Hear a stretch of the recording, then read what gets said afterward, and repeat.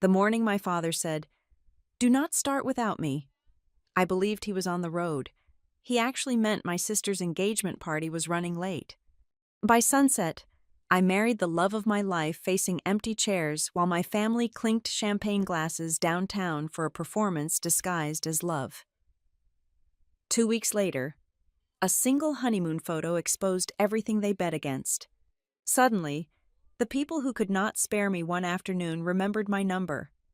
My name is Brooklyn Harrison.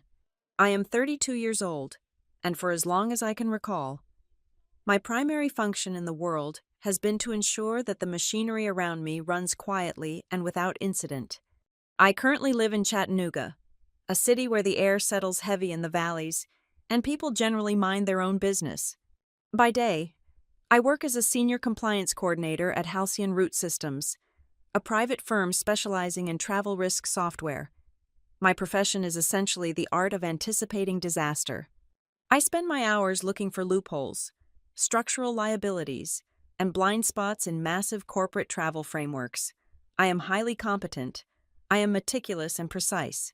I am the person who fixes the catastrophic errors that nobody else in the building even notices. And inevitably, I am the one who receives absolutely zero thanks when the crisis is successfully averted. That is the fundamental nature of compliance work. When you execute your job perfectly, nothing happens. No alarms sound in the hallways, and no celebratory parades are thrown in your honor. It is a quiet, invisible kind of success, and I have always been entirely comfortable with invisibility.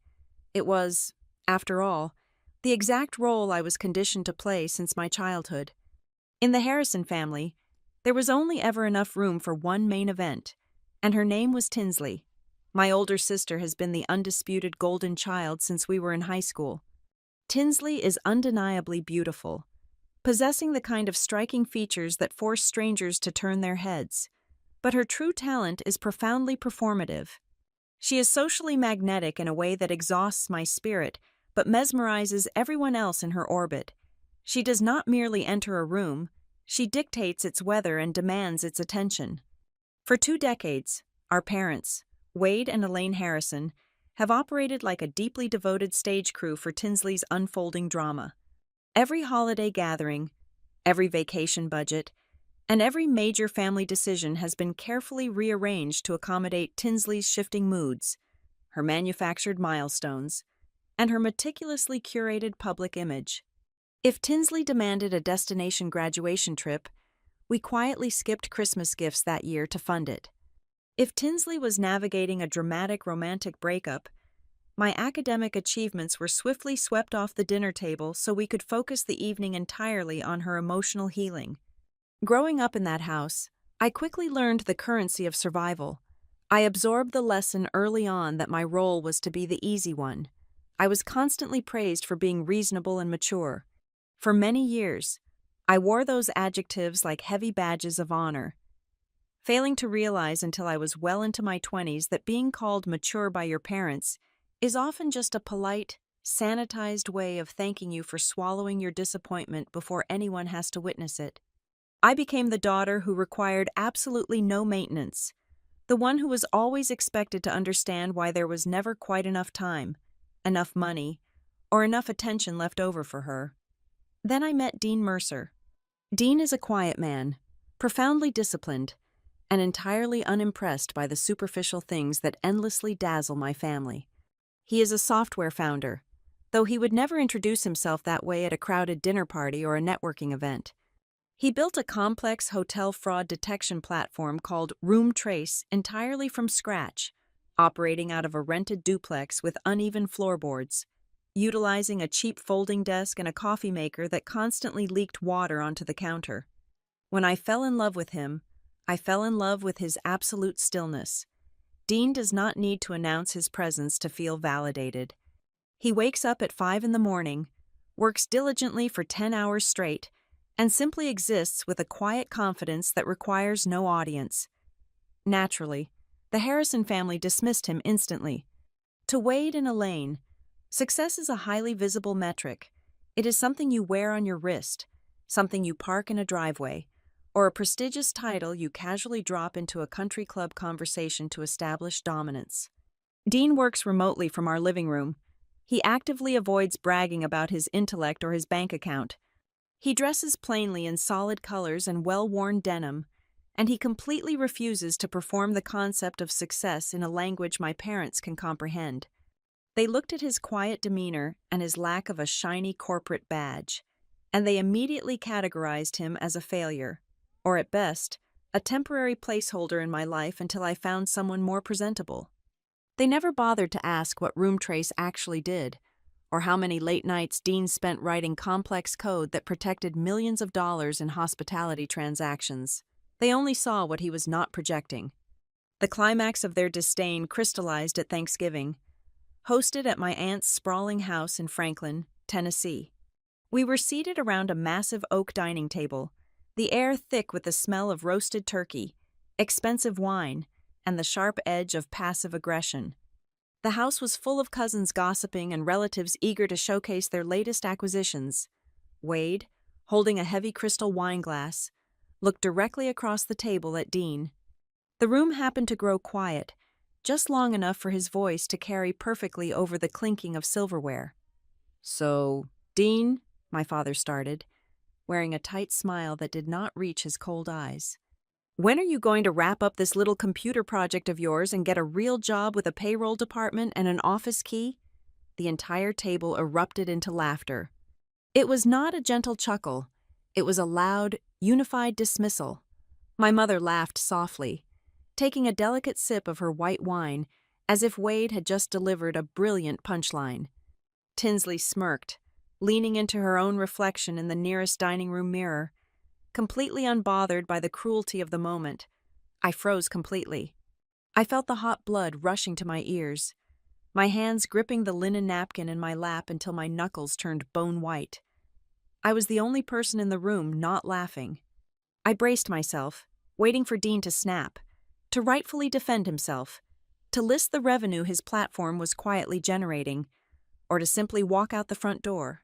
Instead, Dean stayed perfectly calm. He did not flush with embarrassment or raise his voice.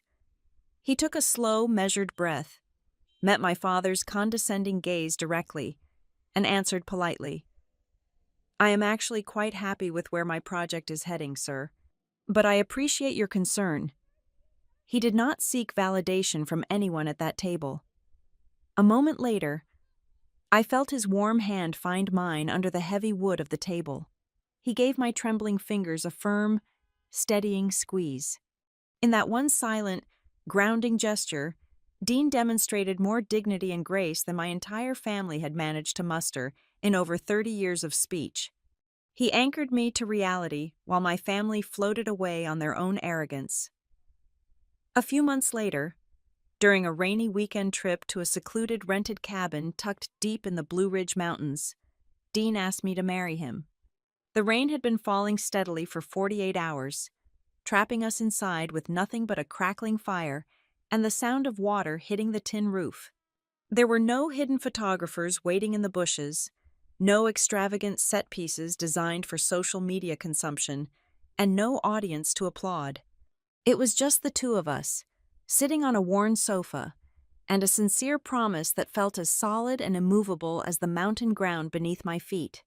I said yes with tears streaming down my face, feeling a profound, overwhelming sense of safety that I had never experienced in my childhood home. And yet, as we packed our bags and drove back down the winding mountain roads the next morning, staring out at the thick fog rolling gracefully through the ancient trees, a small, foolish hope ignited deep inside my chest. Despite my history, despite the Thanksgiving humiliation, and entirely against my better judgment, I let myself believe that a wedding might finally change things.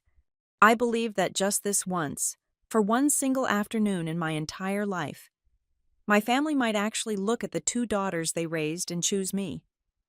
Dean and I decided on a late spring wedding. We did not want a grand ballroom, a 5-course plated dinner, or a towering cake that cost more than our first car. Instead, we found a beautiful, secluded cedar lodge tucked into the dense, green mountains just outside Asheville, North Carolina, The vision was incredibly simple and completely ours. We planned for exactly 56 chairs arranged on a grassy bluff overlooking the valley. We wanted the sharp, clean scent of mountain air. Hundreds of warm string lights draped through the ancient pine branches, and handwritten vows that actually meant something. There would be no waste, no performative spectacle, and no manufactured drama. It was designed to be an intimate gathering of people who genuinely cared about us, a quiet celebration of a quiet love. The beauty of the wedding was in its personal touches. Dean, who spent his days writing complex software code, spent his weekends in the cramped backyard of our rented duplex, covered in sawdust. He decided to build our wedding arbor himself. He sourced heavy, reclaimed barn wood from a local salvage yard, carefully sanding down the rough edges and staining the timber until it glowed a rich, warm brown. Watching him work, measuring every angle with quiet precision, made me love him even more. Meanwhile, I spent my evenings at our small kitchen table, designing and writing out every single invitation by hand. I chose thick, textured cotton paper and mixed my own dark green ink. My fingers were constantly stained, but I cherished the process. I loved our wedding precisely because it felt deeply personal and grounded in reality, rather than serving as an expensive exercise in public relations. During this planning phase, my father called me on a Tuesday evening. His voice sounded surprisingly thick with emotion. He told me, unprompted, that he was going to walk me down the aisle. He did not just say it once. He repeated it 3 times during our brief conversation. He spoke with a firm, almost defensive tone, as if he were trying to convince himself just as much as he was trying to convince me. I thanked him, my throat suddenly tight. I took that promise and carefully tucked it away in my heart. I clung to it like something incredibly fragile, a delicate piece of blown glass that I desperately did not want to test or examine too closely, terrified that if I applied even the slightest pressure, it would shatter completely. My fragile piece did not last long. Barely 3 weeks after my engagement became public knowledge among our extended relatives. The familial spotlight was aggressively seized and redirected. Tinsley announced her own engagement. She did not just get engaged to anyone, she got engaged to Grant Wexler. Grant was the polished, impeccably groomed heir to the Wexler family, a wealthy dynasty that owned a string of boutique luxury hotels across the South. Where Dean was quiet and self-made, Grant was loud, heavily funded, and entirely a product of generational wealth. He wore custom-tailored suits to casual Sunday brunches and spoke in corporate buzzwords that my parents found incredibly intoxicating. Almost immediately, the powerful gravitational pull of the Wexler family began dragging the Harrisons into their orbit. Grant did not merely propose to my sister. He effectively purchased my parents' loyalty. Within a month, Grant magically found my father a highly paid consulting role within one of the Wexler development projects. I never quite understood what Wade actually consulted on, but the paychecks were substantial enough to change his entire posture. Shortly after that, Elaine was somehow included on a premium corporate health insurance plan tied to a Wexler holding company. Overnight, Tinsley's romance ceased to be a simple family milestone and transformed into the family's entire financial weather system. The Harrisons' economic comfort was now directly tethered to Tinsley's ability to keep Grant Wexler happy. The shift in family dynamics was swift and brutal. Suddenly, every single conversation I tried to have about my upcoming wedding in Asheville was expertly hijacked and redirected. If I called my mother on a Sunday afternoon to mention that Dean and I had finalized our barbecue catering menu, there would be a brief, polite pause before the pivot. "Oh, barbecue sounds very rustic and easy. Brooklyn," Elaine would say, her voice dripping with practiced, condescending warmth. Speaking of food, did Tinsley tell you that Grant's mother is flying in white truffles from Italy for their rehearsal dinner? It is just a completely different scale of entertaining. And have you seen the clarity on Tinsley's ring yet? Grant had the diamonds sourced from a private dealer in Antwerp. I learned to simply grip the phone tighter and murmur my agreements. Conversations about my Cedar Lodge evaporated, replaced entirely by endless updates regarding Tinsley's venue ideas, Tinsley's high society future, and Tinsley's increasingly elite social calendar. My wedding was treated like a quaint, charming little arts and crafts project, while Tinsley's wedding was treated like a royal coronation. To her credit, Tinsley did make a minimal effort to perform the role of a supportive sister. She called me one afternoon, her voice buzzing with frantic energy, and offered vague, sweeping gestures of assistance. She promised to help me coordinate the floral deliveries and look over my seating chart. She sounded incredibly generous for exactly 10 minutes. Then, she vanished. She stopped answering my texts about flower arrangements and ignored my emails about the timeline. She disappeared completely into the whirlwind of her own life. In many ways, her silent absence unnerved me far more than her open criticism ever could have. Open criticism meant she was at least paying attention. Total abandonment meant I did not even register on her radar. Back in Chattanooga, Dean was dealing with his own shifting landscape. He was as steady and loving as ever, but I noticed a new, intense focus in his routine. He started taking a string of quiet phone calls on our narrow back porch, pacing back and forth while speaking in hushed, measured tones. He flew out of state 2 separate times within a single month, packing his small duffel bag in the dark hours before dawn. When I asked him if everything was all right with room trace, he walked over, wrapped his arms around my waist, and kissed my forehead. "Everything is perfectly fine," he assured me, his voice calm and solid. "It is just some contract-related business, a lot of moving parts right now. I promise I will explain everything to you the minute I am legally allowed to do so." I trusted Dean completely. He had never given me a single reason to doubt his integrity, so I nodded, let the subject drop, and went back to addressing envelopes. When the time finally came, I gathered the 56 thick, hand-addressed envelopes containing our save-the-dates. I walked them down to the post office myself, feeling a genuine surge of joy as I handed them over the counter. I imagined my aunts, uncles, and cousins opening them, seeing the dark green ink and the rustic cedar trees I had painstakingly drawn. I expected a flurry of text messages. I expected phone calls. I expected the family group chat to light up with heart emojis and questions about mountain cabins. Instead, there was nothing.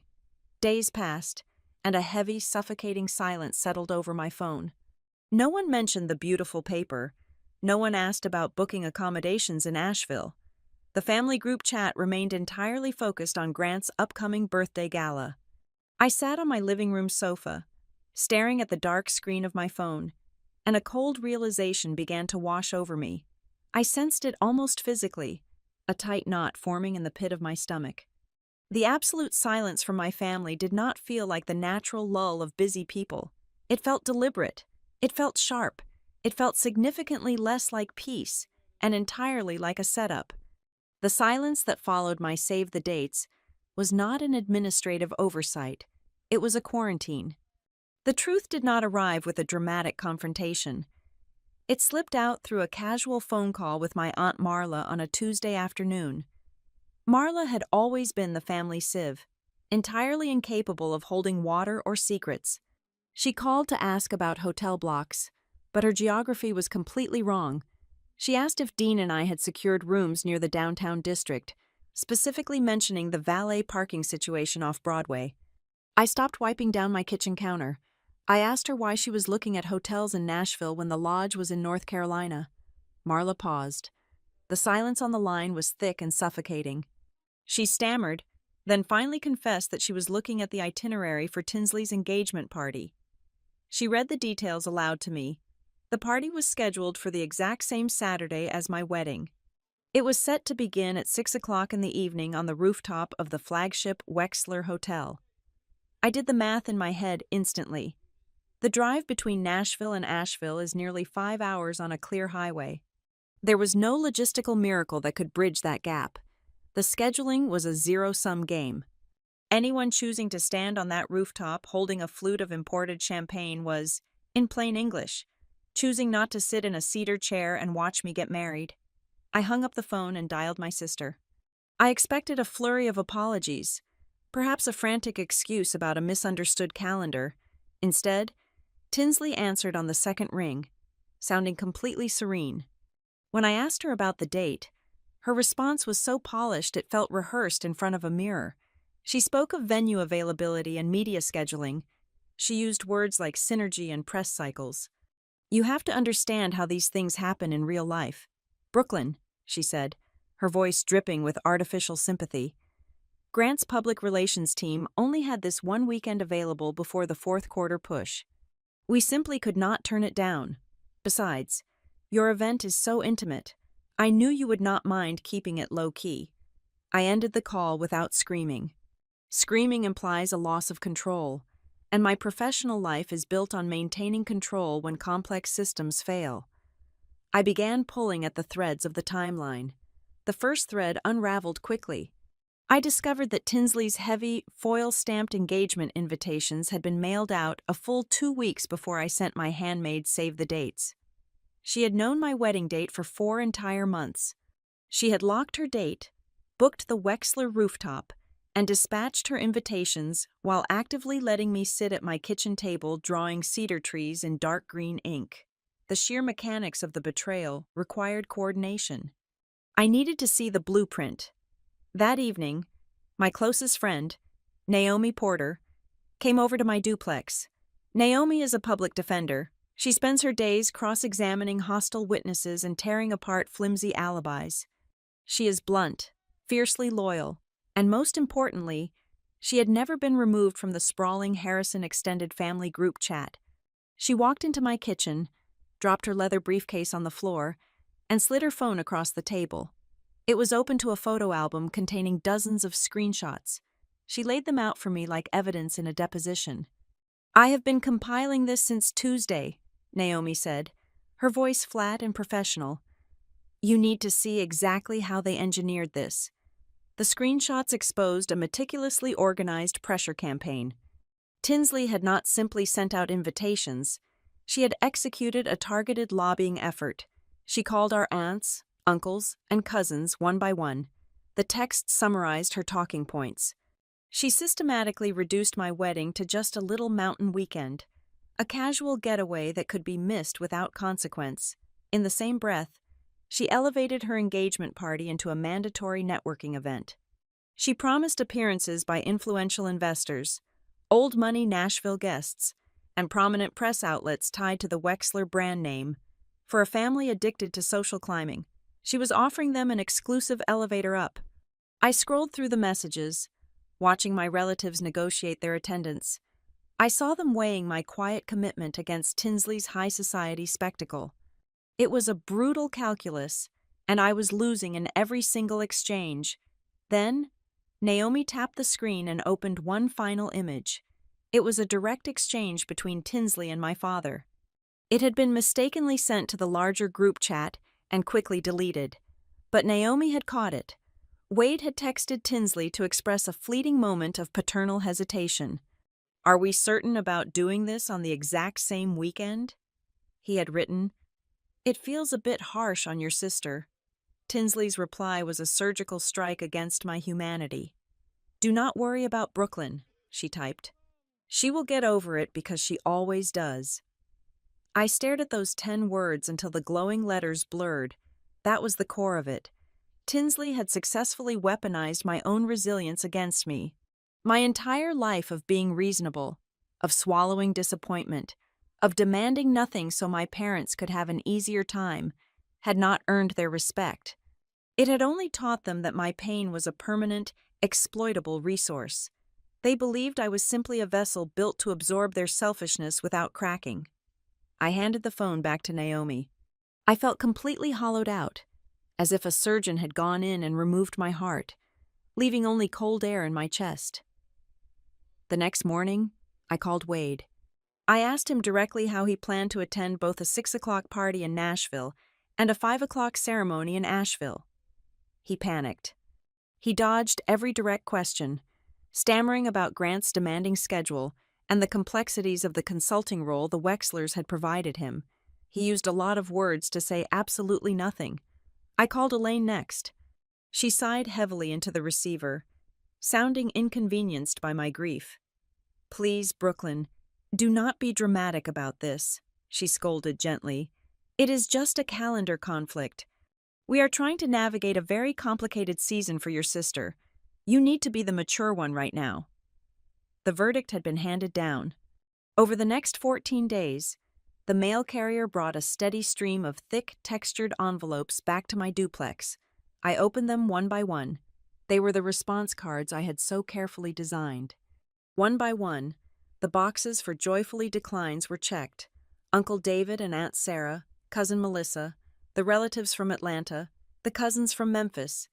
Nearly every single branch of the Harrison family tree withered and detached itself from my life. They chose the Champagne Tower. They chose the Wexler name. On the final Friday of the month, exactly 3 weeks before the wedding, I sat on my sofa with Dean by my side. He held my hand in his jaw clenched tight in silent fury. I opened my phone and went to the main family group chat. I typed out one final, definitive message. I listed the date, the exact time of the ceremony, and the address of the mountain lodge. I finished the message with a single, unadorned sentence.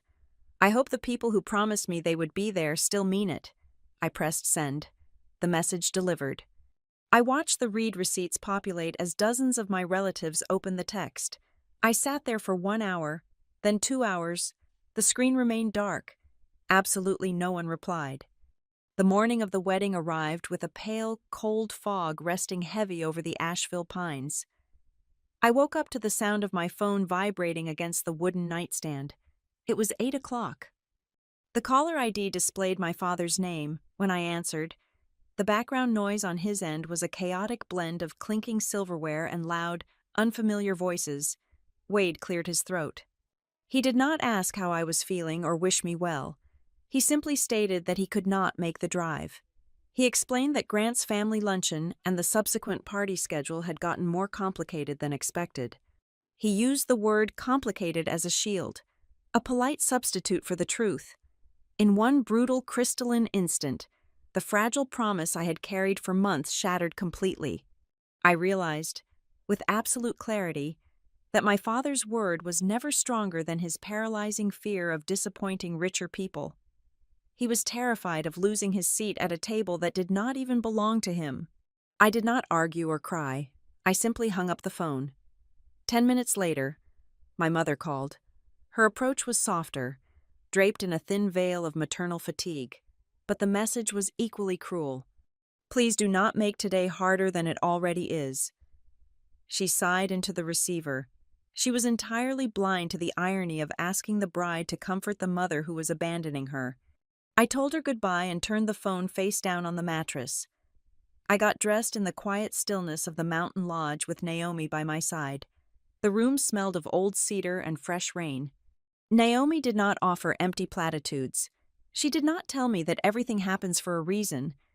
She simply stood behind me, her hands steady, and carefully zipped up the back of my simple silk gown.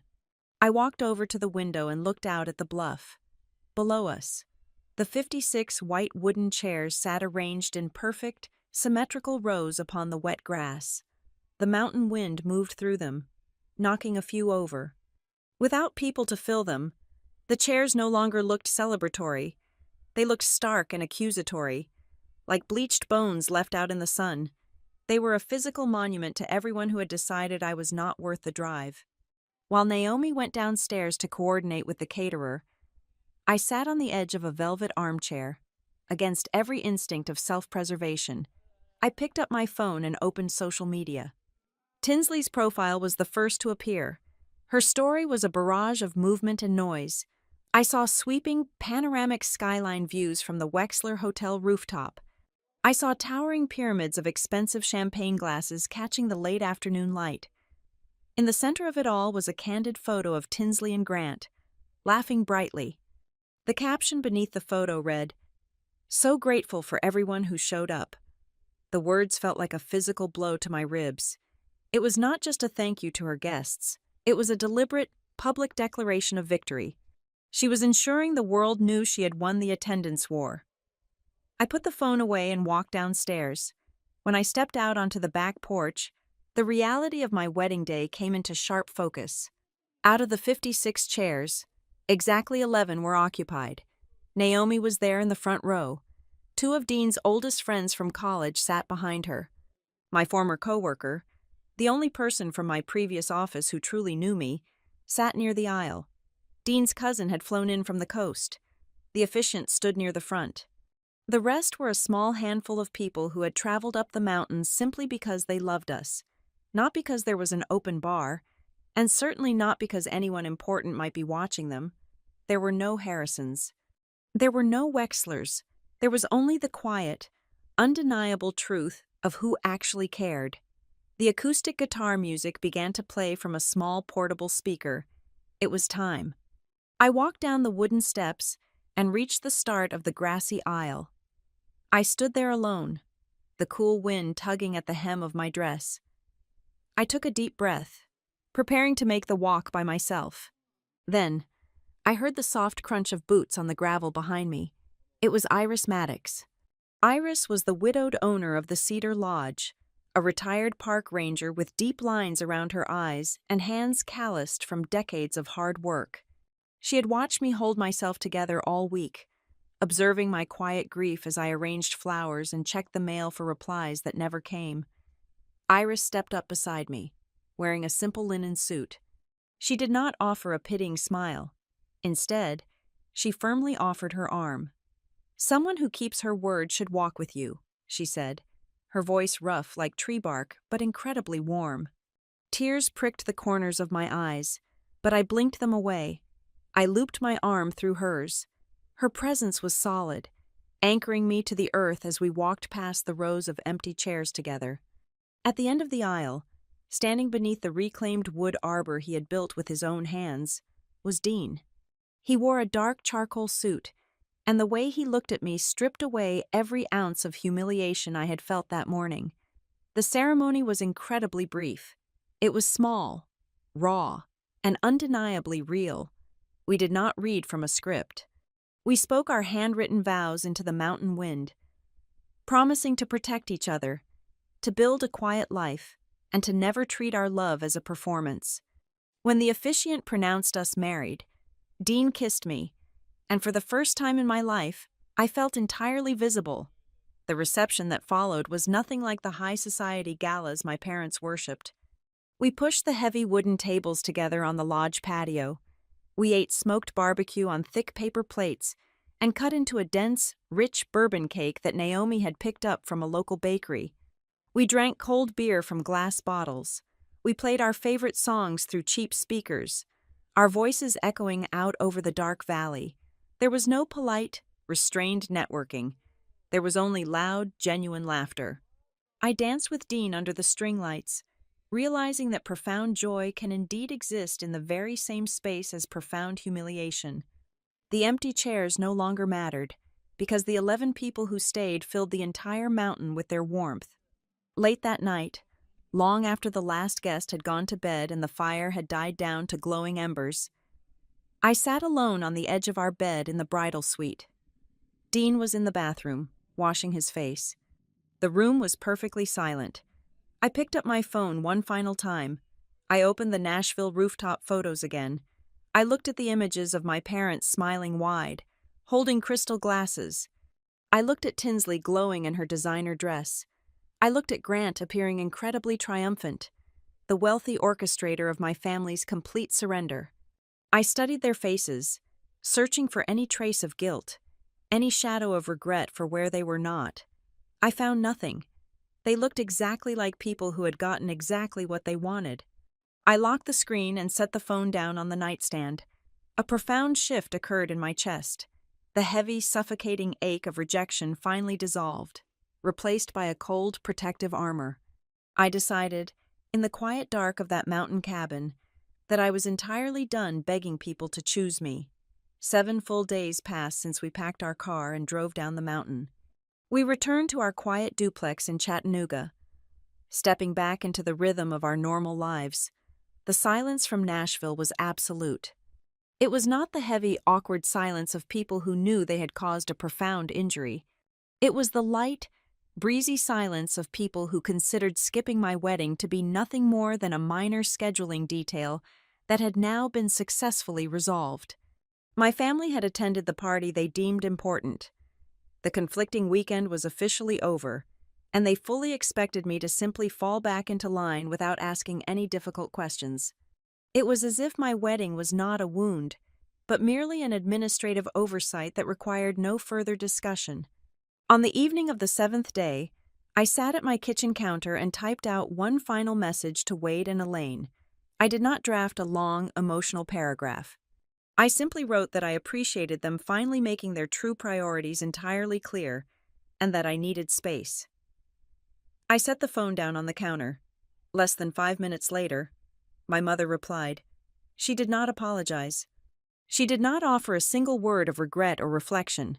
Instead, she typed out a quick, scolding response, accusing me of holding grudges over spilled milk and begging me to stop living in the past. To her, my profound heartbreak was already ancient history, an inconvenience she had swiped away like an annoying calendar notification. I deleted the message thread entirely. I felt a strange, cold calm settling over my ribs. The bleeding had finally stopped, leaving behind only tough, unyielding scar tissue. I was done waiting for an apology that would never arrive. While I was severing these final emotional tethers, Dean was operating in a completely different gear. Over the next 48 hours, he spent almost every waking moment on the phone. He paced the worn wooden floors of our living room, speaking in low, rapid tones. I heard him using terminology that belonged in corporate boardrooms, not our modest duplex. He spent hours talking to lawyers, reviewing complex legal structures, and discussing asset transfers. However, the most frequent name on his call log was Celia Rowan. I knew of Celia. I had always assumed she was simply one of Dean's early industry advisors, a mentor who occasionally helped him navigate the competitive hospitality tech space. She was a formidable, sharp-minded founder who had built and sold 2 massive platforms before she turned 40 years old. Dean always spoke of her with deep reverence, but I had absolutely no idea how deeply entangled she was in the current architecture of his business. On a Thursday night, the pacing finally stopped. Dean walked into the kitchen, gently closed my laptop, and pulled out a chair across from me. The air in the room felt suddenly dense, charged with the kind of electricity that precedes a massive shift in the weather. He took a deep breath, looked me directly in the eyes, and finally told me the truth. He explained that for the past 6 months, Roomtrace had not just been growing, it had been undergoing rigorous, exhausting acquisition due diligence. The buyer was Orison Atlas, a massive, privately held travel platform company that was expanding aggressively into anti-fraud infrastructure.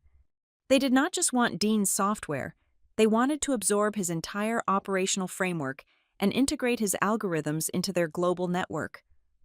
I sat there, completely stunned, processing the magnitude of his words. I asked him why he had kept such a monumental secret during the most stressful year of our lives. Dean did not look away.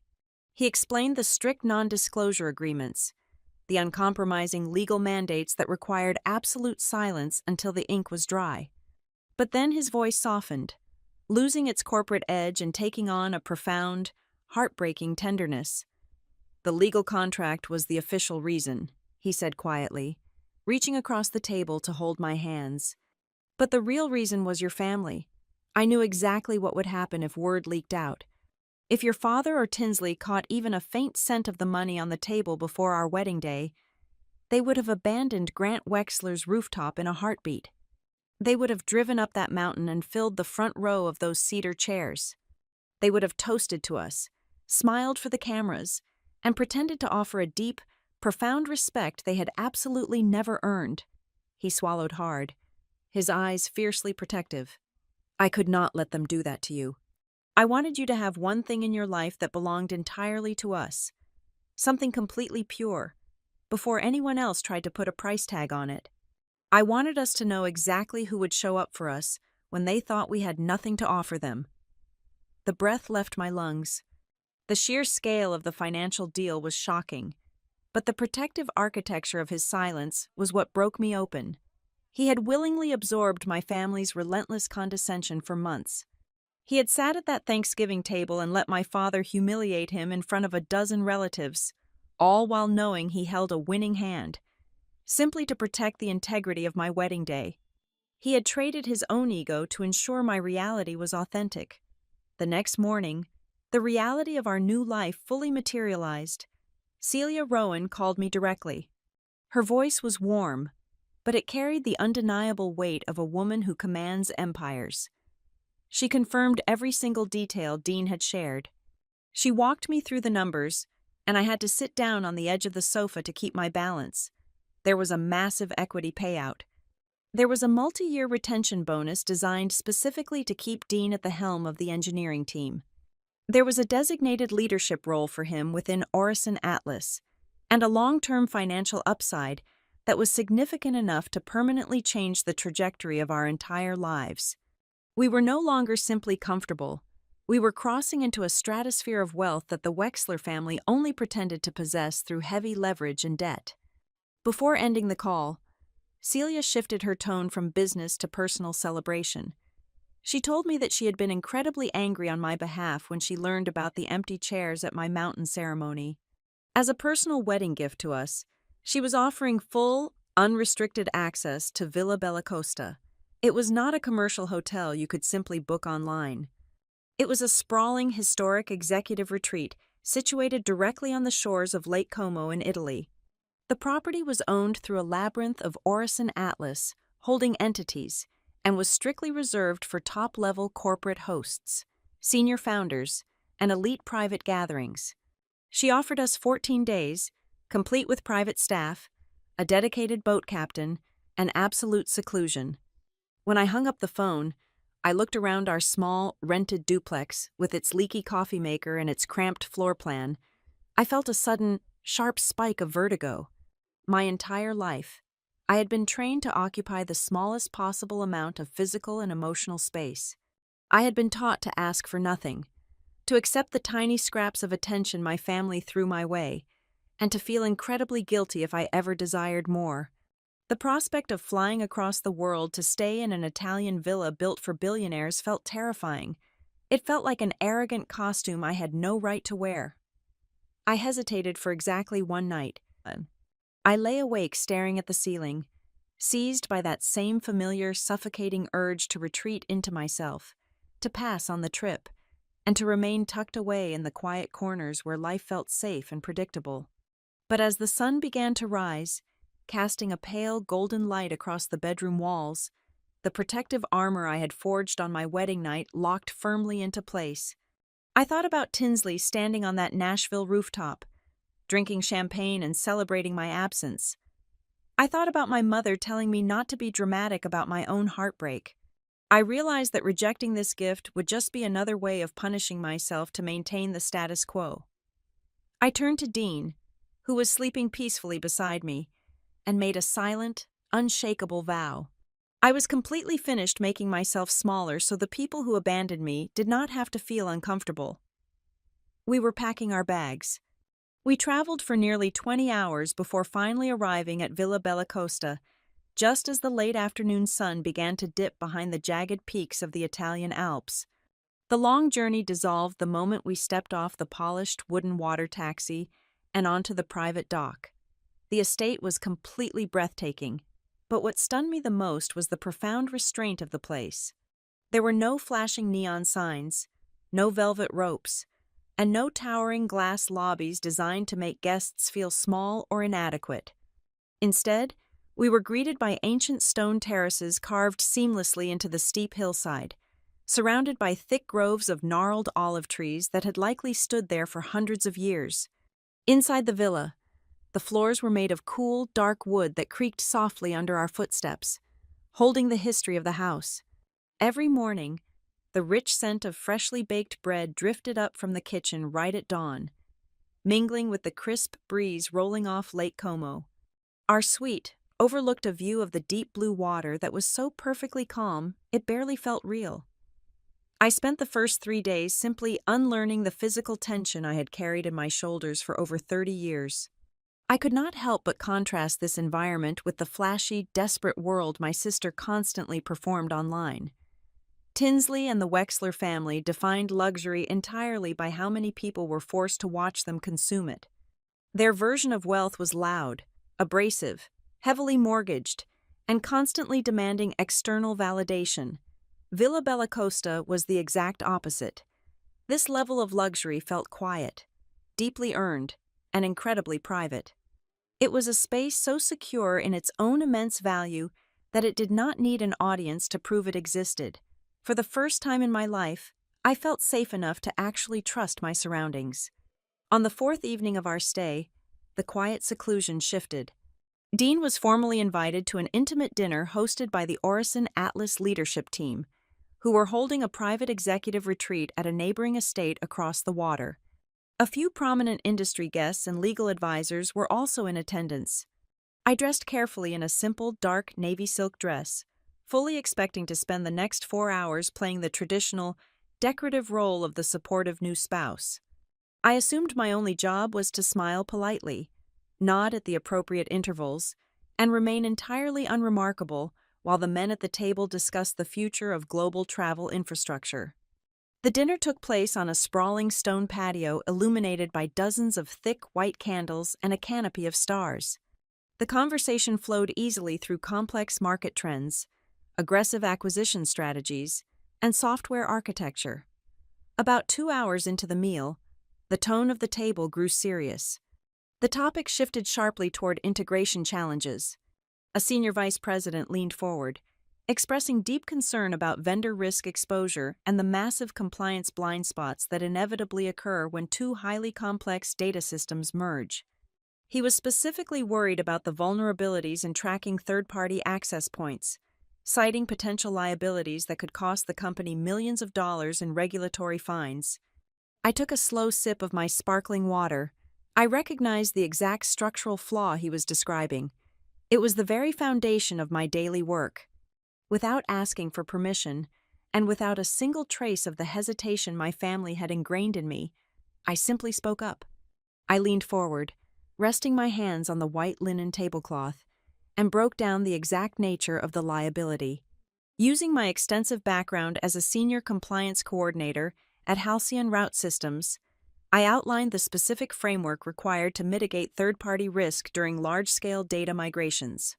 I explained the absolute necessity of aggressive, early-stage auditing and detailed how to build an automated containment protocol that would instantly freeze compromised vendor endpoints before any digital infection could spread through the Orison Atlas network. I spoke uninterrupted for perhaps 4 solid minutes. When I finished my explanation, the entire table was perfectly silent. I instinctively braced myself for the familiar, patronizing chuckle my father would have delivered, or the swift, embarrassed change of subject my mother would have initiated to silence me. Instead, the senior vice president nodded slowly, pulled out a silver pen from his jacket pocket, and asked me to repeat my second point so he could write it down. The chief executive officer asked me a highly technical follow-up question regarding strict regulatory compliance in the European market, which I answered with absolute certainty. For the very first time in my adult life, a table full of strangers who held actual, immense power responded to me as if my profound competence was an obvious fact, rather than a shocking anomaly. They did not treat me like an accessory. They treated me like a genuine authority. Later that evening, as the dinner party began to wind down and guests moved toward the waiting boats, Celia Rowan quietly pulled me aside. We stood near the edge of the stone balustrade, looking out at the moonlight reflecting off the dark surface of the lake. She held a heavy crystal glass of red wine and studied me with a sharp, approving gaze. "Dean is an absolute visionary," Celia said smoothly, the cool night air catching her voice. "He built a brilliant product from the ground up. But listening to you at that table tonight, it became incredibly clear to me that while he knows exactly how to build the engine, you are the one who understands exactly how to armor it and protect its scale. That specific combination of skills under one roof is extraordinarily rare." Celia did not stop at a compliment.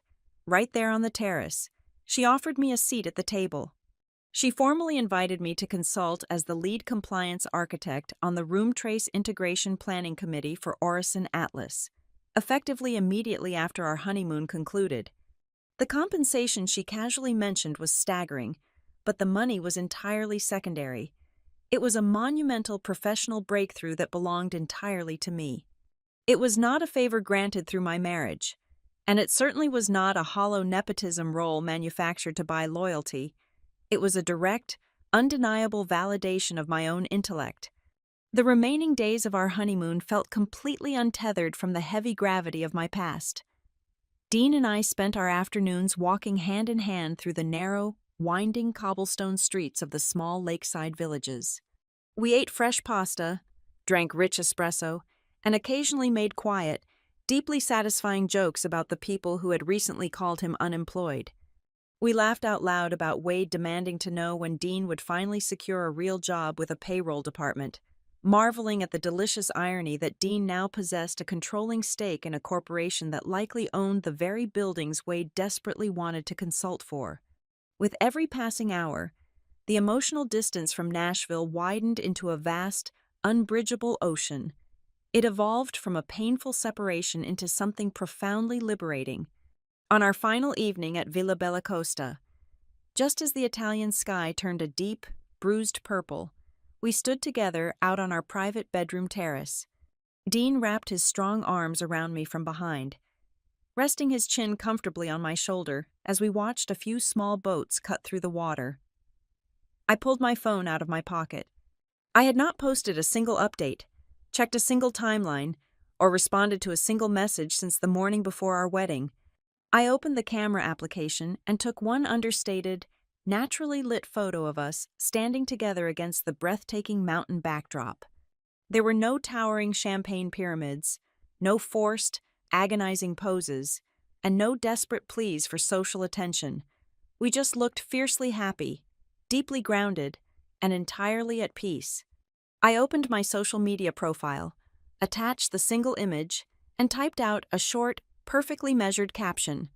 Married the right man. Grateful for the ones who meant it. I pressed the button to publish the post, slipped the phone back into my pocket, and turned around to kiss my husband, feeling entirely ready for whatever chaos the morning would bring. I woke up to a sound I had not heard in over 3 weeks. The heavy, persistent vibration of my phone rattling against the polished marble nightstand cut through the quiet Italian morning. The sun was just beginning to crest over the jagged peaks of the Alps, casting a pale golden light across the heavy wooden floorboards of our suite. I reached over, still half asleep, and picked up the device.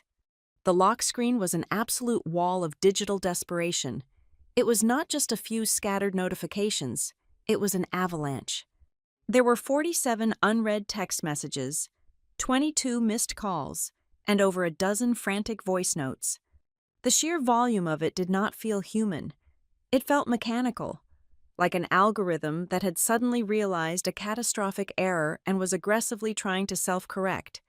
I sat up against the massive headboard, pulling the crisp white sheets over my legs, and began to scroll. My father was the very first in line. Wade did not bother to ask how I was doing, nor did he mention the wedding he had skipped. His message was entirely transactional, driven by a panicked need to categorize the environment I had casually displayed to the world. "Whose property is that in your photo?" he demanded. "That is not a commercial hotel terrace. Who are you staying with?" Elaine's message arrived exactly 4 minutes after his. She executed a complete, breathtaking pivot from her previous scolding. The mother who had recently accused me of holding grudges over spilled milk was suddenly radiating manufactured warmth. "Darling, the photo is absolutely stunning," she typed. "We need to plan a huge celebratory dinner the exact moment you two return home. We have so much to catch up on." She wanted to immediately bask in a glow she had spent months actively trying to extinguish. The extended relatives were the most pathetic to read. These were the cousins who had actively ignored my hand-painted invitations. The aunts and uncles who had left those 56 cedar chairs empty to drink Grant Wexler's champagne.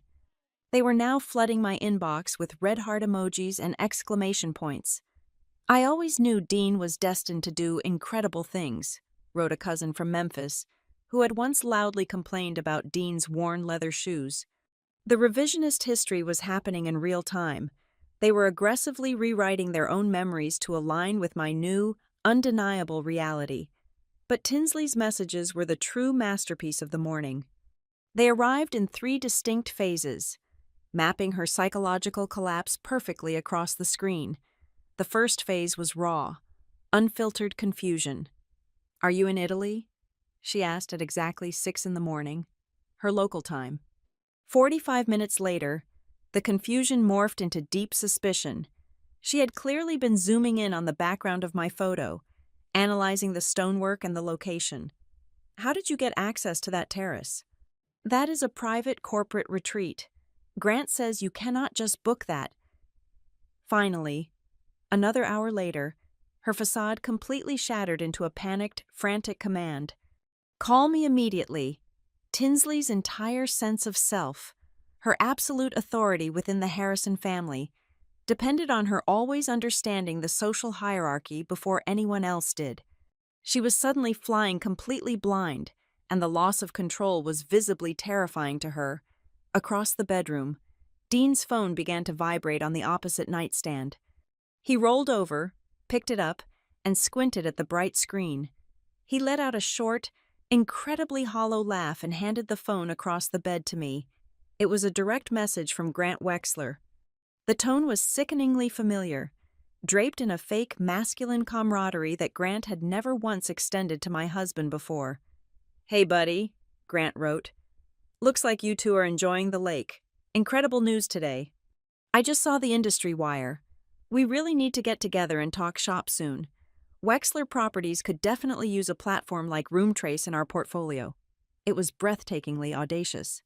Grant was happily fishing for proprietary information, completely bypassing the fact that his family had actively participated in humiliating us just weeks prior.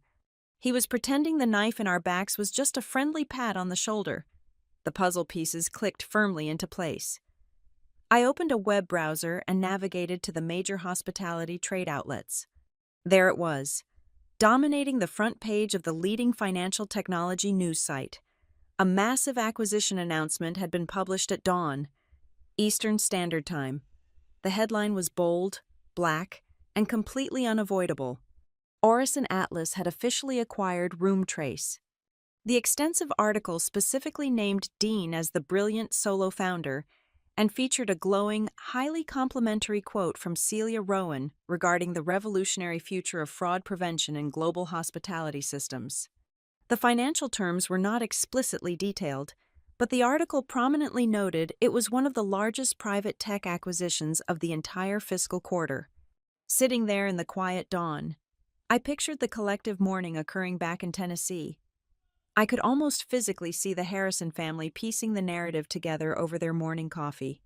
The horrifying realization was settling over them in humiliating, real-time clarity. The quiet man in the plain shirts, the man they had relentlessly dismissed and mocked at the Thanksgiving table, had just vaulted into a level of legitimate success they could not possibly belittle. He held power that Grant Wexler could only dream of borrowing. And the daughter they had deemed too unimportant to celebrate, the daughter whose wedding day was traded for an audition, was currently standing beside him on a billionaire's terrace in Europe. They had bet their entire social standing on the wrong horse, and the race was being broadcast on every screen they owned. I sat there for nearly an hour, reading every single message. I listened to every frantic voice note. I did not reply to a single one of them. I let myself absorb the stark, unvarnished ugliness of it all. I felt the profound emptiness of conditional love, recognizing exactly how quickly human affection magically appears the exact second that status and wealth do. It was emotionally cold, but it was the most deeply satisfying feeling I had ever experienced. The lingering ghosts of my childhood neediness evaporated completely, burned away by the harsh, clarifying light of their transparent greed. However, I knew I could not leave the silence open to their interpretation. The Harrisons would view my silence as an invitation to simply keep trying until they wore me down. I opened the main Harrison family group chat. This was the exact same digital room where my final plea for attendance had been met with dead, suffocating air. I opened the keyboard and typed out one carefully measured, surgical note. I stated the facts without offering a single ounce of emotion for them to feed on. "The wedding mattered," I typed. my thumbs moving steadily across the glass. The betrayal was entirely deliberate. I see clearly how quickly things change when there is an announcement in the trade papers. I will not discuss anything regarding my life, my husband, or this family until I'm entirely ready. Nobody should mistake my current access for future forgiveness. I pressed send. I watched the text bubble appear on the screen. I did not wait to watch the read receipts populate. I did not care who saw it first or how loudly they gasped in their suburban kitchens. I locked the screen, turned the notification volume all the way down, and tossed the device onto the nightstand. I stood up, smoothed out my silk pajamas, walked over to my husband, and took his warm hand. We dressed quietly, left the suite, and walked down the ancient stone steps toward the private dock where the wooden boat was waiting for us. We stepped aboard, untied the heavy ropes, and drifted out onto the deep, incredibly calm waters of Lake Como. The morning air was crisp and clean. For the first time in my entire life, I chose the vast, quiet water over the frantic, demanding noise of my family. We returned to Chattanooga just as the heavy summer humidity began to settle over the Tennessee Valley. The transition from the pristine Italian shores back to our cramped duplex could have felt jarring, but instead, it felt incredibly grounding. We were packing moving boxes, preparing to leave the uneven floorboards and the leaky sink behind for good. A new chapter had officially commenced. Within 48 hours of our return, I formally accepted the consulting role with Orison Atlas. I submitted my resignation at Halcyon Root Systems, handed over my complex compliance portfolios, and stepped into a space that was entirely my own. For the very first time in my 32 years on this earth, my career was expanding rapidly, simply because someone intelligent noticed exactly what my mind could do, rather than who I was related to or how quiet I could be. I was given a team, a substantial budget, and absolute authority over the integration framework. During our second week back, the narrative my family had so carefully constructed began to unravel in the public square. A highly respected Southern business podcast, one that was religiously consumed by the exact demographic of old money investors my parents desperately worshipped, released a lengthy audio profile on Dean and the Room Trace acquisition. The host spent over an hour diving into the architecture of the platform. Near the end of the interview, the host asked Dean how he managed to navigate the crushing regulatory hurdles in the early days when he had absolutely no capital. Dean did not hesitate. His voice, steady and clear over the microphone, drifted through the speakers of my laptop. He stated, almost in passing, that the entire early compliance structure and the foundational legal documentation were single-handedly built by his wife. He explained that I had architected the risk mitigation protocols late at night at our kitchen table, long before a single investor believed the company would ever matter. The social shockwave was immediate. The Harrisons, realizing that their prolonged cruelty was now clashing violently with our highly public success, instantly began revising their own memories. They engaged in a frantic campaign of historical fiction. Through Naomi, I heard the ridiculous stories my parents were spinning. They were actively telling our extended relatives that they had always been concerned but fundamentally supportive of our unconventional journey. They claimed that skipping my wedding was just an unfortunate, unavoidable logistical tragedy, rather than a calculated financial calculation. Tinsley, meanwhile, engaged in a desperate digital retreat. She was acutely aware that the social optics had shifted dramatically out of her favor. I noticed that she was quietly, methodically deleting the vast majority of the engagement party content that had once completely flooded her social media feeds. The towering champagne pyramids, the triumphant captions, and the sweeping skyline views of the Wexler Hotel were scrubbed from the internet. She sensed that flaunting a party funded by borrowed money while her ignored sister was being celebrated in international business circles was a catastrophic look. Her authority was evaporating, and she was trying to erase the evidence of her arrogance before anyone else noticed. But the erasure was too late, and the trouble surrounding the Wexler empire was becoming impossible to hide. The cracks in their foundation did not start as a public collapse. They began as quiet, persistent whispers within the regional hospitality industry, rumors that quickly escalated into loud, unavoidable alarms. Word leaked out about massive expansion debt that the family could no longer service.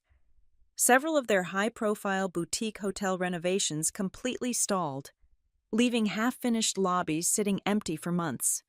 There were aggressive vendor disputes, with local contractors filing liens for unpaid invoices. The polished, unassailable image of Grant's family brand was a fragile illusion. They were suffocating under the weight of aggressive, predatory lending. They were not incredibly wealthy. They were just incredibly leveraged. As the Wexler financial ecosystem began to wither, the artificial weather system that had dictated my family's behavior violently reversed its course. The manufactured prosperity my parents had traded my wedding day to secure dried up overnight.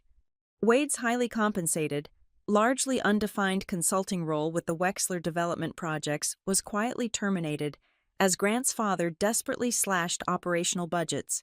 Elaine suddenly lost the premium corporate health insurance perks and the country club access she had grown so incredibly used to flaunting. Panic is a highly predictable emotion. As their financial security crumbled, the very same family members who had cheerfully abandoned me on a mountain in North Carolina suddenly felt an overwhelming, urgent need to reestablish emotional contact. They knew they could not simply ask the newly wealthy tech founder and his wife for a massive loan out of nowhere. They needed to pave the road first. They needed to fabricate a narrative of family healing before they could comfortably pivot to asking for practical help. Over the course of 3 weeks, Dean and I received half a dozen dinner invitations. They arrived via text message and overly cheerful voicemails. Wade suggested grabbing a casual steak dinner to catch up on old times. Elaine left a breathy voice note expressing deep maternal concern, claiming she just missed seeing my face and wanted to host a nostalgic Sunday brunch to heal the past. I declined every single invitation. I did not argue with them, and I did not write long, emotional paragraphs explaining my lingering pain. I was flawlessly, perfectly polite. I simply stated that our schedules were currently full and that we were unavailable. I offered absolutely no alternative dates. By denying them physical access to our lives, I systematically stripped away their favorite defensive weapon. The Harrisons had always used forced proximity and loud family gatherings to dissolve accountability, believing that if we all just sat in the same room and ate a meal together, the past would magically erase itself. I refused to give them that room. I forced them to sit alone with the deafening silence of their own consequences. The ultimate vindication, however, did not come from an ignored text message. It arrived on a rainy Tuesday evening, carried in the hands of my best friend. Naomi knocked on the door of our duplex, her coat dripping wet, clutching a thick manila folder against her chest. She walked directly into the kitchen, dropped the folder onto the counter, and took a slow, heavy breath. She had been digging through county property records and public financial filings, utilizing the same relentless investigative skills she applied to her toughest legal cases. She opened the folder and spread a series of officially stamped documents across the countertop. The paperwork detailed a massive home equity line of credit that Wade had taken out against my childhood home. The dates on the bank approvals were what made the blood freeze in my veins. The loans were initiated and fully approved during the exact same months I was hand-drawing my save the dates. Naomi traced the public financial breadcrumbs with her index finger, showing how a significant portion of that newly borrowed money appeared directly connected to large, non-refundable deposits made to Nashville event vendors. The reality of the paperwork was devastating. My father had not simply chosen to attend a party hosted by richer people. He had secretly plunged his own financial life into massive, dangerous debt, specifically to fund Tinsley's elaborate engagement event. He had borrowed thousands upon thousands of dollars to construct a flawless social stage, desperately hoping to secure Grant's family money through marriage. I stared at the black ink on the county records. The entire narrative crystallized. My small, inexpensive mountain wedding was not just an inconvenience to them, it was completely useless. It offered them no return on investment, no social leverage, and no access to generational wealth. My wedding day was intentionally sacrificed, so my parents and my sister could execute a high-stakes financial audition. They had wagered everything they owned on the Wexler name, and now, the bill was finally coming due. My father's pride did not collapse with a dramatic explosion. It eroded entirely over a brief, pathetic phone call on a Wednesday afternoon. I was sitting at my dining table, reviewing a complex compliance framework for Orison Atlas, when my phone vibrated. Wade's name illuminated the screen. I almost let it go to voicemail, but the sheer volume of his recent attempts to reach me sparked a clinical curiosity about exactly how desperate his situation had become. I answered the call. There was no polite preamble, no manufactured nostalgia about my childhood, and absolutely no pretense that he simply wanted to hear his daughter's voice. Wade sounded hollow, his vocal cords strained by a completely different kind of exhaustion. He told me, his voice shaking terribly, that the bank was actively threatening foreclosure. The home equity line of credit he had taken out against my childhood home was completely maxed out, and the massive monthly minimums had become entirely impossible for him to service. I let him speak, listening to the frantic cadence of a man who realized his bluff had finally been called by the universe. I did not offer him a single syllable of comfort. I simply asked him why he took out the massive loan in the first place.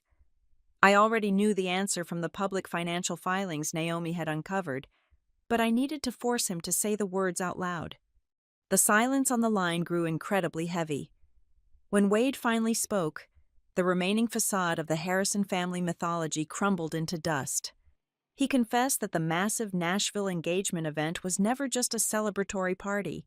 It was a highly calculated, heavily funded theatrical production staged for an audience of exactly one person. Her name was Lenora Wexler. Lenora was Grant's formidable aunt, the primary family trustee who entirely controlled the timing and the distribution of a multi-million-dollar trust release. She was notoriously strict, intensely judgmental, and she wanted to see whether Tinsley possessed the social endurance and the aesthetic polish required to seamlessly represent the prestigious Wexler brand. Wade admitted, his voice dropping to a shameful whisper, that Lenora was only available to travel to Tennessee on that specific weekend in late spring. Tinsley's future, and by extension, my parents' desperate bid for permanent financial elevation, completely hinged on proving they could host an impeccably wealthy crowd without flinching. I sat perfectly still, the phone pressed hard against my ear. The true magnitude of the betrayal settled over me like a heavy, suffocating blanket. My wedding day was not merely overshadowed by a careless scheduling conflict. It was knowingly, deliberately cannibalized. They threw my joy onto an altar and sacrificed it so my sister could pass a high-stakes social and financial test in front of the people holding the purse strings. They traded my milestone for an audition. I hung up the phone without making a single promise to Wade. Less than 2 hours later, my phone rang again. This time, it was Tinsley. She began the conversation with theatrical sobbing, a practiced performance she had honed over decades, designed specifically to elicit immediate sympathy. She cried loudly about the crushing stress of the Wexler family debts, the unbearable pressure of maintaining her flawless public image, and how incredibly unfair the world was being to her. I remained entirely silent, refusing to offer the soothing reassurances she was so accustomed to extracting from me. Deprived of the emotional oxygen she expected, her sorrow rapidly metastasized into fierce, venomous entitlement. Her tears vanished instantly, replaced by a sharp, demanding tone. She insisted that Dean and I possessed more money than we could ever possibly spend, and that we were being incredibly cruel by sitting back and watching our own parents suffer. She stated, with absolute, breathtaking arrogance, that we could solve this entire nightmare with one simple wire transfer. I let her finish her desperate pitch. Then, I asked her the single question she could not possibly dodge. The question that had been burning a hole in my chest since the moment I saw those empty white chairs blowing in the mountain wind. "Did you choose my wedding day?" I asked, keeping my voice incredibly low and perfectly steady. "Because you knew I was the one person in this family who would bleed quietly?" Tinsley choked on her breath. She tried to deflect, stammering frantically about calendar logistics and strict venue constraints, but I refused to let her pivot away from the blade. I asked it again, demanding a direct answer. Cornered, exhausted, and finally stripped of her usual defense mechanisms, Tinsley surrendered the ugly truth. She said yes in substance, if not in elegance. She practically screamed that I had always made things easier for everyone else because I was perfectly capable of absorbing pain without creating a massive public scandal. She deeply resented me for my resilience, and because she knew I would survive the heartbreak without burning the house down, she decided I was the safest casualty. I ended the call immediately, feeling a strange, profound sense of closure. The ghost haunting my childhood had finally been dragged into the light and named. While the Harrison women were attempting to extract emotional and financial concessions from me, Grant Wexler was simultaneously attempting to execute a parallel maneuver against my husband. The very next morning, Dean showed me a lengthy, aggressively cheerful email he had received directly from Grant. Grant was pretending that the ongoing family tension was simply a minor, emotional misunderstanding between the women. He bypassed the drama entirely and pitched Dean on a massive, exclusive fraud control partnership. He proposed integrating the room trace architecture across the entire sinking portfolio of Wexler properties. He dressed the pitch up in slick corporate synergy buzzwords, but the underlying financial desperation was painfully transparent. Grant was trying to use Room Trace's flawless industry reputation to instantly stabilize his own crumbling operations. He still viewed my marriage not as a union of two human beings, but as a highly lucrative resource pipeline that he was inherently entitled to tap into. Dean did not consult a public relations team, nor did he agonize over the response. His refusal was absolute, cold, and entirely uncompromising. He drafted a very brief reply, stating that Orison Atlas maintained incredibly strict standards regarding vendor risk and ethical liability. He informed Grant that mixing their advanced engineering with an organization that routinely weaponized family relationships for financial gain would completely poison everything he and I had built together. Dean hit send, permanently locking the Wexler family out of our professional ecosystem. The external pressure on Wade and Elaine was mounting by the hour. The bank was officially threatening to initiate formal foreclosure proceedings within 30 days. The local social circles were whispering loudly about their collapse. The walls were completely closing in on the oversized house they had leveraged to buy an illusion.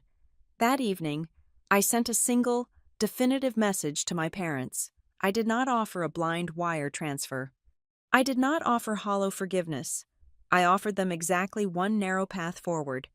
I told them that if there was going to be any financial intervention whatsoever regarding the house, it would not happen over the phone, and it certainly would not happen through passive-aggressive text messages. It would only happen after a mandatory, face-to-face meeting. I dictated the terms with the cold precision of a corporate auditor. The meeting would take place in their living room. Naomi would be present as my legal counsel and official witness. Every single financial document, every bank statement, and every unpaid invoice would be laid out completely bare on the coffee table. Most importantly, I demanded that the absolute truth be spoken plainly into the room. There would be no more rewriting history, no more softening the betrayal, and no more pretending that my wedding was anything less than deliberate collateral damage. If they wanted a lifeline to survive the storm they created, they had to look me directly in the eye and confess exactly what they did to me, with absolutely no revisions. The heavy oak front door of my childhood home was unlocked when we arrived on Thursday evening. I pushed it open and stepped into the sprawling, over-decorated foyer. The air inside smelled of expensive vanilla candles and quiet desperation. My parents and my sister were already gathered in the formal living room. They had arranged themselves on the plush cream sofas, looking expectant and tragically hopeful. There was a silver tray with a freshly prepared tea service sitting on the mahogany coffee table. They had genuinely convinced themselves that I was arriving softened by my recent financial success, ready to play the familiar role of the forgiving, accommodating daughter. They expected tears, a few hollow apologies, and a heartwarming reconciliation that would end with me quietly writing a massive check to save them all from absolute ruin. Instead, I walked into the room flanked by Dean, Naomi, and a sharply dressed corporate attorney named David.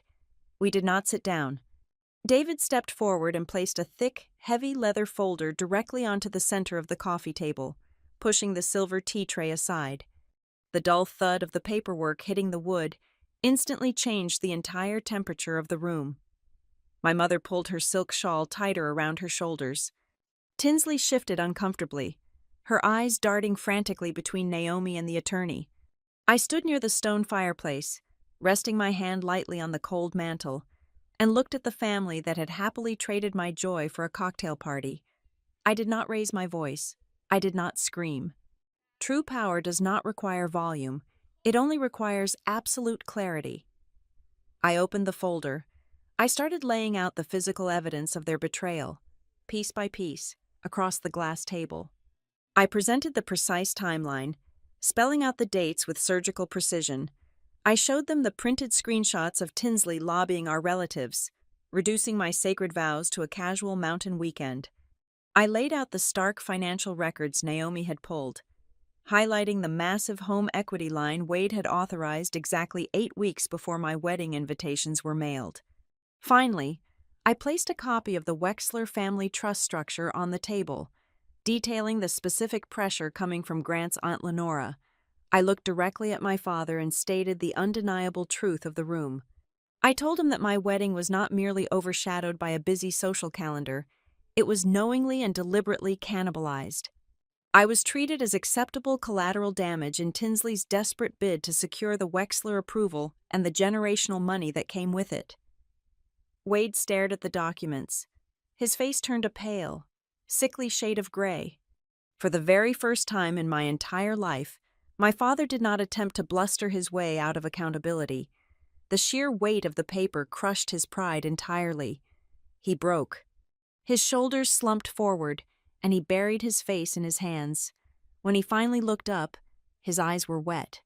He admitted, his voice barely a rough whisper, that he had chosen access, comfort, and utter cowardice over his own daughter.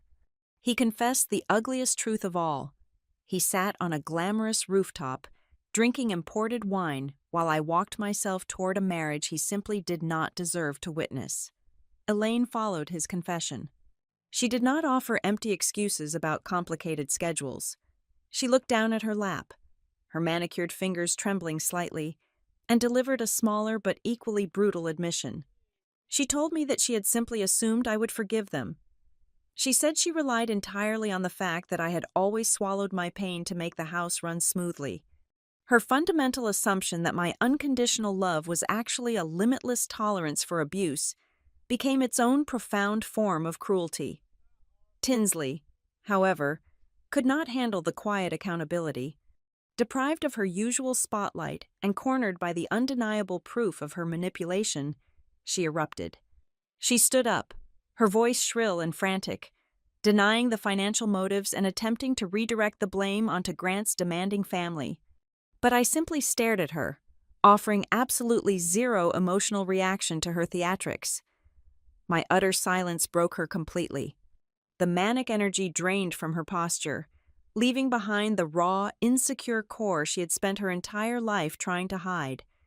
She finally confessed the emotional truth that drove the entire sabotage. She looked at me, her face flushed with lingering anger and deep shame, and admitted that she simply could not tolerate it. She could not stomach the idea of me having a single 24-hour period where the entire room belonged entirely to me, and no one was looking at Tinsley first.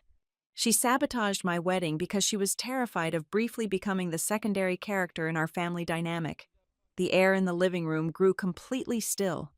The truth was finally out, lying bare on the table alongside the bank statements. Tinsley took a ragged breath and asked how we were going to fix the Wexler debt. I looked at my older sister and delivered my verdict. I told her I absolutely refused to give her or Grant a single cent. There would be zero bailouts for the Wexler empire, zero business ties with Roomtrace, and zero opportunities for them to mistake my money for a genuine reconciliation. Tinsley gasped, sinking back onto the sofa as the reality of her impending social collapse washed over her. Then, I turned back to my parents. I offered them one narrowly tailored, strictly managed act of grace. I told them I would pay the exact amount of the bank lien currently threatening their home, effectively saving them from public foreclosure. However, the money would not touch their hands. It would be wired directly into an attorney-managed escrow account. The conditions of this rescue were absolute and non-negotiable. They were required to immediately list this oversized 5,000 square foot monument to their ego on the housing market. They had to sell the property within 90 days, downsize into a modest, affordable home, and permanently sever all of their financial entanglements tied to Tinsley and Grant. Most importantly, I looked my mother directly in the eyes and told her that they were to never, under any circumstances, attempt to use me as the family's silent, compliant backup plan ever again. They had to learn how to survive the consequences of their own choices. Wade nodded slowly, completely defeated, but entirely grateful for the lifeline. We left the house 10 minutes later, leaving the heavy folder on their table as a permanent reminder of the evening the power dynamics shifted forever. The story reaches its true conclusion exactly 12 months later. Dean and I were hosting our first anniversary dinner. We were no longer living in the cramped duplex.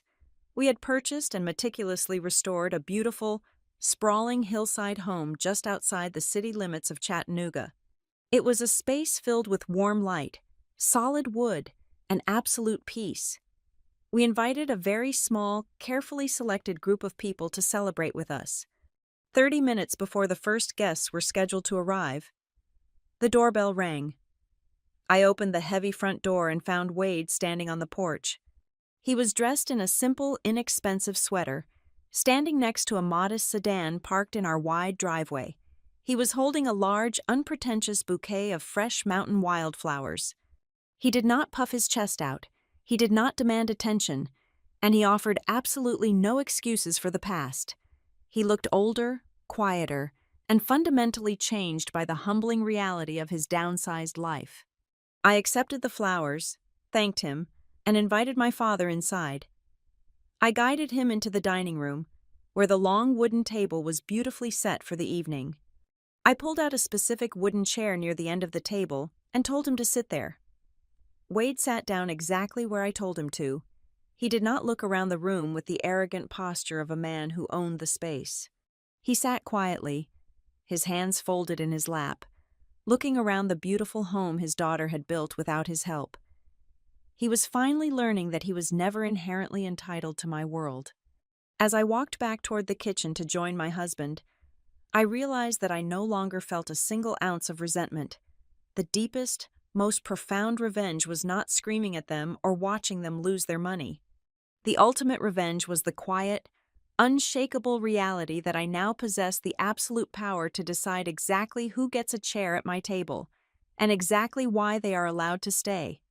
Thank you so much for listening to my story today.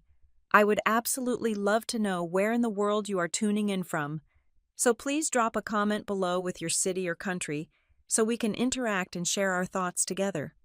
If you enjoyed this journey of finding strength and setting boundaries, please make sure to subscribe to the Maya Revenge Stories channel. Leave a like on this video, and support the channel even more by pressing the hype button so this story can reach and empower many more people who might need to hear it.